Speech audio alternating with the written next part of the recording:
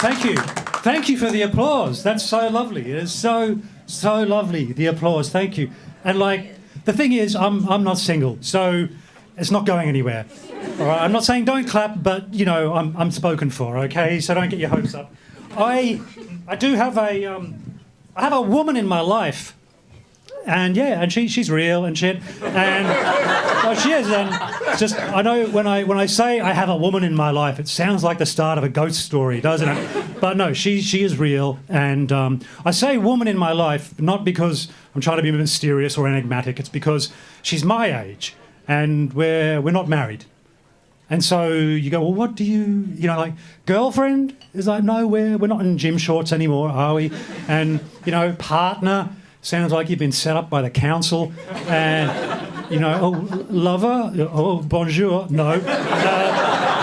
So we're just two middle-aged people who've agreed to be kind to each other, okay? Which is it's also the name of the least clicked-on category of pornography on the internet. But the woman in my life said to me recently that I'm a good hugger. She said, "You're such a good hugger, Nick." And I was like, yeah, of course I have, I guess I've never missed, 100% connection rate, baby. That's the Elleray promise. And she said, well, no, you're such a good hugger. Was it because you were held a lot as a child?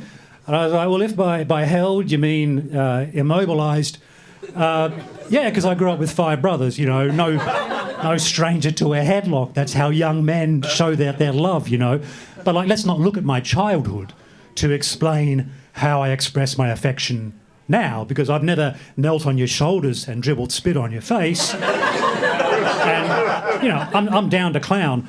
But it's a request-only situation in my experience. Anyway, we're not in love.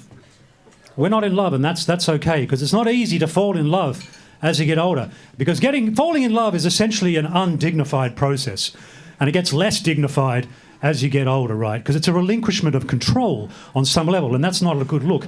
And I fell in love all the time when I was a teenager, just all the time. If you looked at me, you had nice eyes and a bob, and you smiled at me, and I'd just be like, oh, are you my new mum? And I'd be gone. I'd be gone for days, I'd just be wandering. I'd go off my food, and I'd be just wandering around, just like, oh, she's so wonderful. She's so wonderful. I can't stop thinking about her hair, And then when you're 17, that's naive and a little bit charming. And then at this age, you're wandering around oh, I can't stop thinking about Jenny's hair, and just has a real serial killer vibe at this age, People start asking about Jenny, has anyone seen her recently? So I don't miss that. I don't miss being so emotionally volatile. And also when I was younger, I don't know if the other men relate to this, but when I was a teenager, I was very concerned about the sexual history of my partners. Felt like a big deal, very proprietorial about your potential love interest's, sexual history. And just anyone I was interested in, just be like, has she been with other boys? I wonder, has she been with other boys? And at this age, yeah, I hope so. At this age, if she's hung on till now, I shouldn't be the first one, It's a big day. You should get a professional involved, rather than a gifted amateur, I had no idea about the other team when I was younger, because I grew up with 5 brothers, right? And by the way, when I say I have 5 brothers, I had no sisters. And so my mum had 6. My mum had 6 sons. And the last pregnancy was twins, so she had 4 boys and then 2 boys. And the 2 boys is the universe saying, you can keep trying, right? But you're a dude factory, okay? If you touch that man again, you're going to have a football team. So just don't fuck him. Don't fuck him. That's the solution, all right? When I tell people that my mum had 6 sons, they always say the same thing. They say, oh, you're poor, mum. And I tell mum that, and mum says, no, not poor me. I wouldn't have had it any other way, because she's a liar. And I know she wanted some more, feminine energy in the household, because whenever we brought a woman home, any girlfriend that we brought into the household, and Mum would react like they were visiting her, in a foreign prison, bringing news of her homeland, and she'd be like, oh, tell me about my people out there. Do they still say hello instead of hey fuckwit?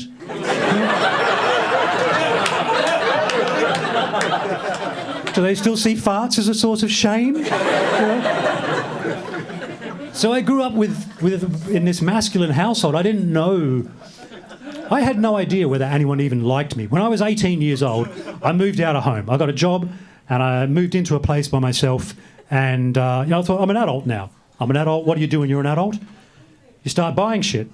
So I was living in a studio flat in Canberra, Australia, and I bought a... Was that in response to Canberra? Or was someone just having a... She loves it. She loves it? What is it? Is this it? I'm happy to be objectified sometimes. Anyway, I was 18, I got a job. I moved into a place by myself in Canberra, Australia, and I bought a sofa bed. Because I thought that's what you do when you're an adult. You just buy furniture and you tell people about it. That's what being grown up is, And so I'd go into work and I'd say to guys, okay, guys, I got a sofa bed. Do you know what that is? And they're like, yeah, we can join the dots. And no one gave a shit. And then there was this girl I worked with called Debbie, and I was really attracted to Debbie. I didn't know how she felt about me. And I said to her, Debbie, I got a sofa bed. Like, have you seen Transformers? It's a bed, it's a sofa. And